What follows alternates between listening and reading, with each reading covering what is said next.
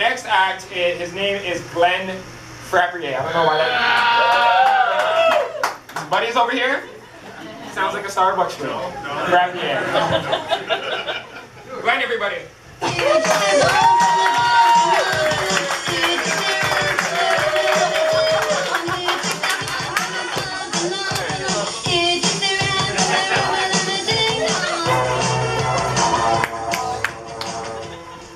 Comedy Bar Toronto, welcome. Give yourselves a hand for enjoying the comedians tonight. There you go. This is my first time here, and I can tell you, if you can't see me, I'm very excited. My nipples are erect. Let's see. What can I say here? Well, I got engaged. Oh, thank you. It was 3 years ago. We were together 10 years, and pretty much I figured I knew her enough after 10 years that we get engaged, and now it's been 3 years. It took that long after the 10 years, or it took 10 years because it was pretty expensive. She is from Newfoundland, and I had to buy 7 engagement rings, one to match each personality that she had. I don't know if you guys know any ladies from Newfoundland. They're very nice. They like to drink. They like to smoke. They like to drink. They like to smoke. She also is very forgetful. She misplaces everything in the house. So I went and bought her a chain to put around her wrist. So that's the TV flickers on there, the bank cards on there, everything's on there. You know what? She's somewhat classy, so I told her it was a Pandora.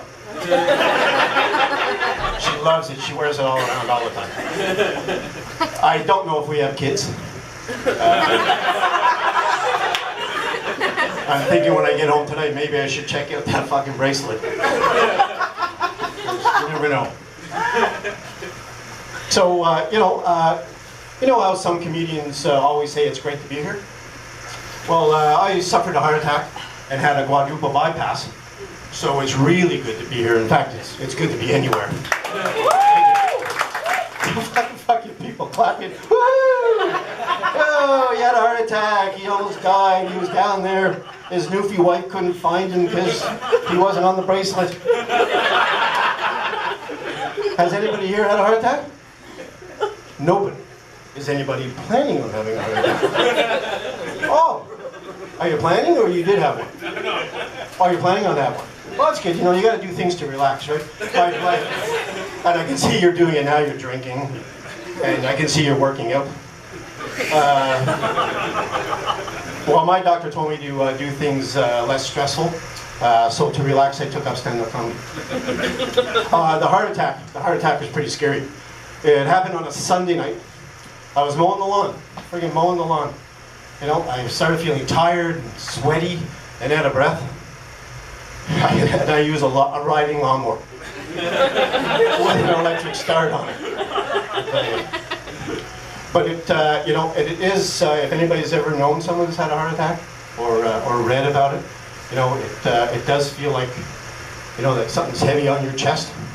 So on that day, I'm telling you, it felt like I was sitting on my chest. So I said to my wife, I said, you know what? I said, there's no time for paramedics. I said, we gotta go. So she looked at me and she said, I can't go looking like this.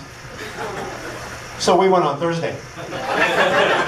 After she got her hair done, bought a new bag, you know, got a mani-pedi or, you know, something. So she drives me off to the hospital. Yeah. And she's driving, she drops me off, I run to the triage nurse, and I'm holding my chest, you know, in pain, and she said, oh, let me guess, you just paid $35 for parking. So they put me into triage, you know, and at that time they thought I needed a stent. So I don't know if you know what a stent is. A stent is just something they put inside your artery.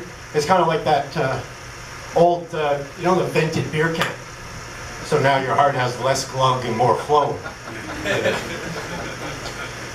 So at that time, you know, then they decide that I needed a quadruple bypass. So they get the paramedic and the ambulance ready. They're going to take me to another hospital. And at that point in time, I see the paramedic. And he's talking to my wife.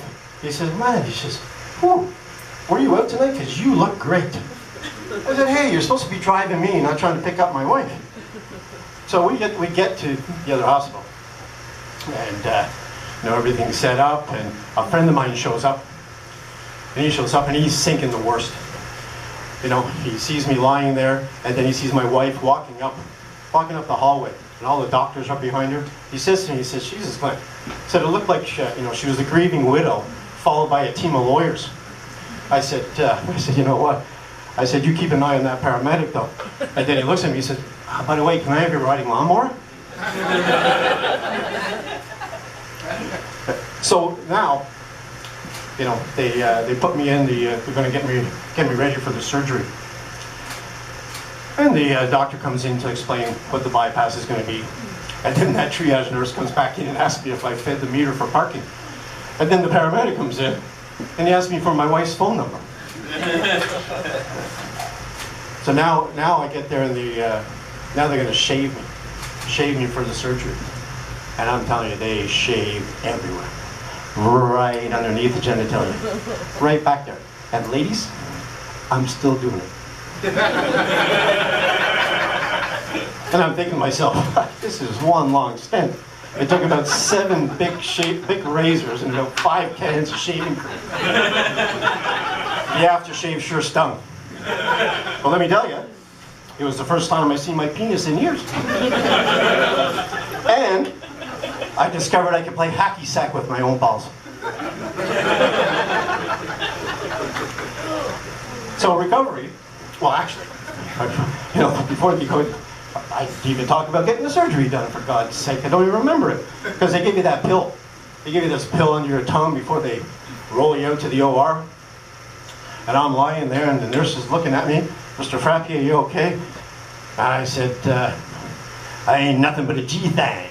I said, drop it like it's hot. She looks at me and I said, I don't know what I'm on. She says, you got the delusions of Snoop Dogg. That's what I've got. Recovery was pretty good. You know, my wife's got me going to a trainer every Tuesdays and Thursdays. I prefer to call the person a bartender. But it is working, as you can see. I've successfully lifted 200 pounds today. Thank you. I got out of bed. And now, you know, now she wants me to get that, you know, that V that all those guys have. Yeah, I'm sticking with the U because I think it looks still looks good. My trainer has got me on this. I booked the Fat Jack program. The Fat Jack program is, you know, you get all jacked up, get those big things in your neck, the big arms. So you walk around like that, but I still get to keep the belly. Yeah. But you know, I made fun of my wife while I was up here. She is from Newfoundland, so it's very easy. But you know what? I would never have made it through this whole ordeal. You know, God love her. I remember when we were leaving the hospital, she said to the doctor, she says, how long is recovery going to be? And he said, I don't know. He said, because he hasn't finished mowing the lawn yet. And then I'm wondering why is that paramedic in my front seat driving us home? That's my time, everybody. Thank you very much for coming.